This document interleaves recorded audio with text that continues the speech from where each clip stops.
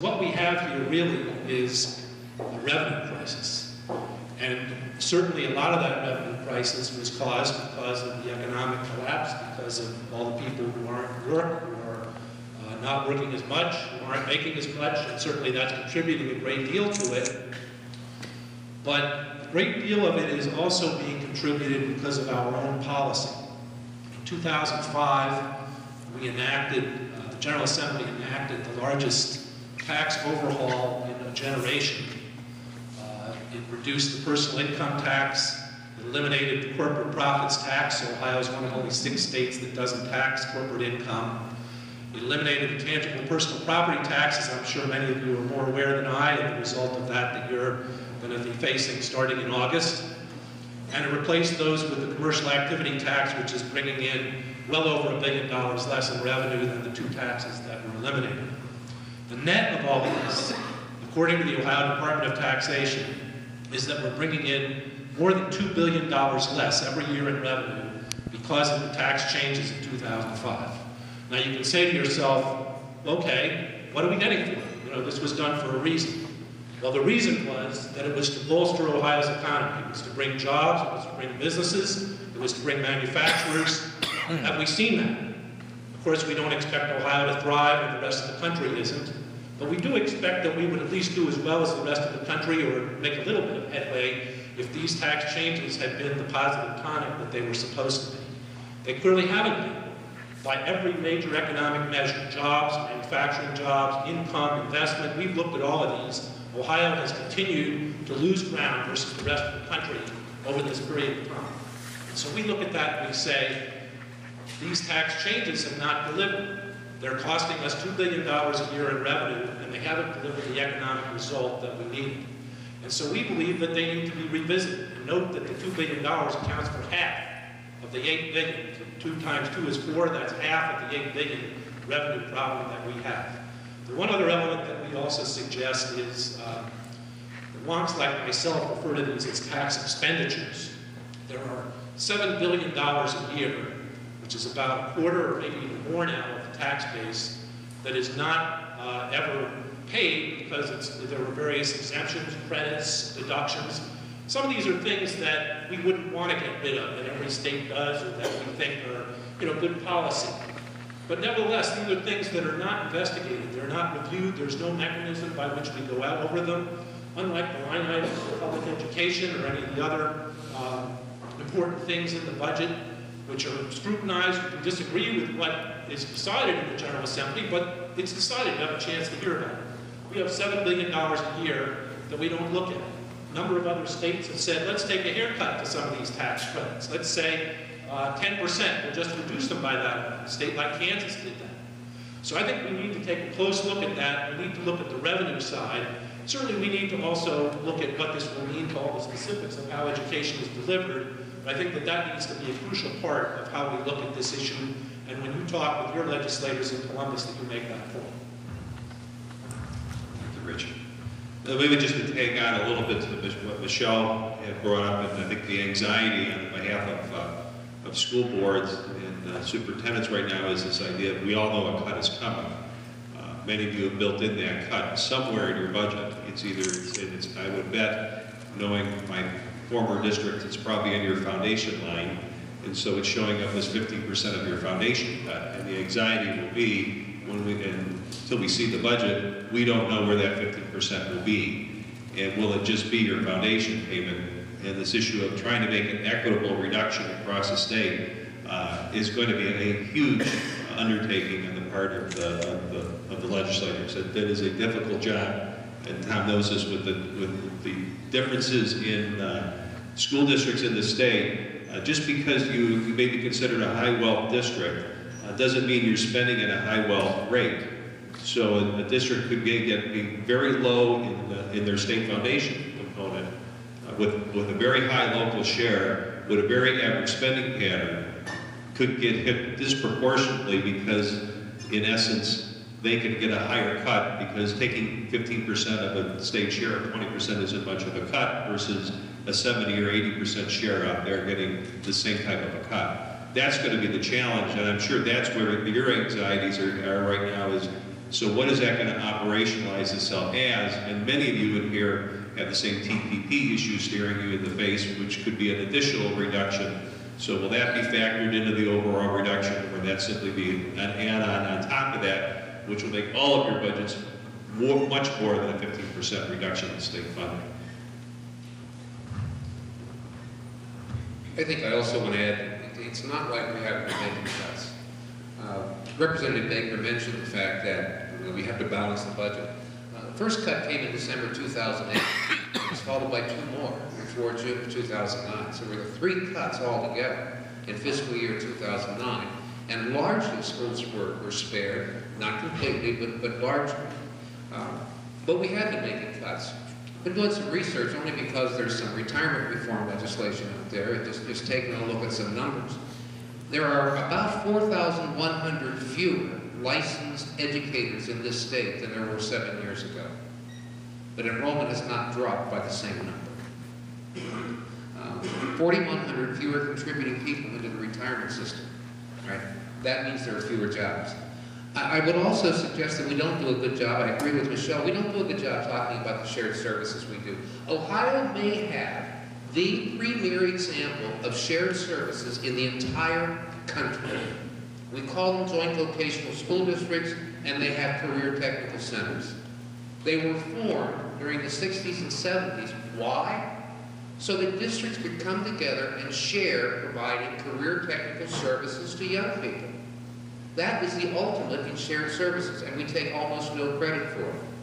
I would also submit to you that when we talk about consolidations, the real money savings doesn't come from consolidating school districts. Maybe some sharing of services, but it comes from consolidating schools, combining schools. Now let me tell you what the problem is with that. People don't leave their varsity jackets at home, all right? In many of our small towns and villages in this state, the school is the focus of the community. And people are proud that they have attended that school. That's what makes it so tough. I used to tell people that there are 2 things as a superintendent you never want to do. I closed 2 schools. One is to close a school, the other is to move a bus stop. However, both pale in significance to cheerleading selection. The last thing I want to leave you with is this. The size of the cut is important. How we make the cut is just as important. Do you make it across the board in state dollars? That impacts negatively on those districts that are low wealth. However, do you really expect higher wealth districts to subsidize the cuts that are going to low wealth districts? These are major public policy issues that our legislators are going to have to face because there aren't easy choices and there are no simple solutions. So all we can pledge is to work with them, try to inform the process. Thank you. Wow, that's a lot's been said on this panel. I'm jotting down as each one is speaking. First of all, I will say that I really hate the word wealthy district, especially when it is our district. Because I will say, and I'll tell you something, it's a lonely voice. There are other districts out there like ours, but not many. And what I will say every time I get the opportunity, and I do serve on the Education Committee, is that if you think that districts who have 2-income households, mortgages on their houses, kids with student loans, they do all the right things, take care of their families, and they care about what they do in the schools and higher education. And we've got a problem here in Ohio in how we perceive wealthy districts. Because hard-working districts that work for their money and do all the right things and are penalized for that and called wealthy and put into a category that has our money diminish and get less from the state is just not right. And that's the message I give every chance I get, because I understand this district, I've lived it, we work here, and I understand that, we have to stop calling us wealthy. We're hardworking, we work for what we have. There are other districts that perhaps have old money that, you can say they're wealthy districts, and maybe it's easier for them to get operating levies and bond issues passed. But it's difficult in this district because people have to be proven that what it is they're voting for is something that they want to support. It isn't something that just happens to come. So I want to make sure I say that. You know, another piece that was said on this panel is that we have to, you know, I wasn't there when the 20% rollback of the personal property tax was given. We've gone through now the 5 years at 4% a year. We rolled back the last of this past 4% because of the budget cut in the last General Assembly. But I will say that right now, as we sit, we are the 7th highest tax state. Before we did that rollback, we were even lower.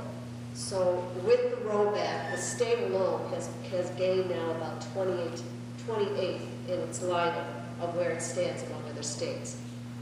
But if you include local cities, local taxes, we are the 7th highest if you combine the two.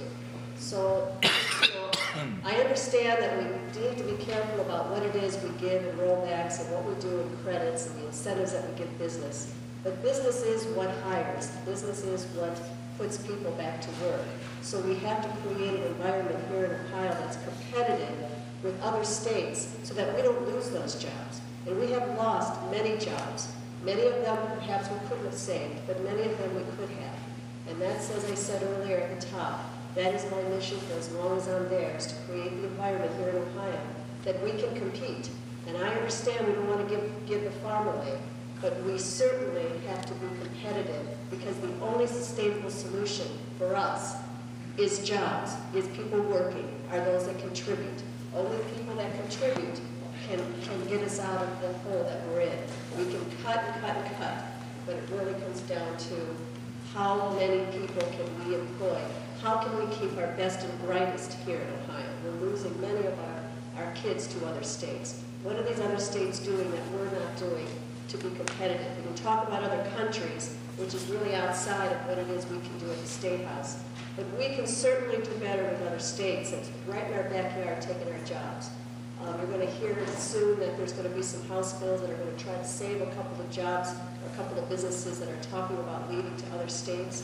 We're going to do the best we can to create that environment for them, to keep them here, to keep those employees here, and hopefully encourage them to expand here. And that is the message that we need to work on, in my opinion, at the State House, getting through these difficult times of balancing our budget. Thank you. I'm going to go into the second question, and I'll use my district as an example. Most of the schools here in Cuyahoga, like my home district, we are almost solely locally funded, which means if we don't put a tax levy on the ballot continuously, we don't get new monies. And yet, the deck is stacked against us. People just cannot pay any more property taxes. Mr. Ashton said back in the 90s, it was almost unconstitutional. It was the Roth case. When you put in there House Bill 920, that's what we're doing. We're catching up with House Bill 920. Do you see any reforms? The first question I have is, do you see any movement or reforms of House Bill 920? And we know it's political suicide if you touch it. Second of all, when you look at this area on the tangible personal property, all of us probably in this room took some type of hit on tangible personal property, which then lowered our valuation on property and our even ability to raise millage because it was frozen. I know Solon was hit, I was hit. In my district alone, it's a 30% hit on just the ability to raise millage. You put in all the state unfunded mandates, and there's a House bill right now, if you want to comment on that, on the House on the unfunded mandates. The evidence-based model, which for a lot of schools here were unfunded mandates. We did not see money coming with the evidence-based model, the pros and cons of that. Then we don't even talk about the federal government's role in this because most of the districts in here are taking a hit on special education. We do not get properly funded on special education. It's supposed to be at a 40% level by law. It's at best an 18% level, and most of the districts here, I bet you, it's probably at an 8% level. So in my district alone, 3 mills has to go for special education every year. So saying that in Cuyahoga County here, with what's going on, your comments and opinion on helping us out, or do you see any reforms in the property tax or where we can raise money? Because most of us in this room, if we don't raise it locally, we can't generate new monies. And I'll start here in the middle with that.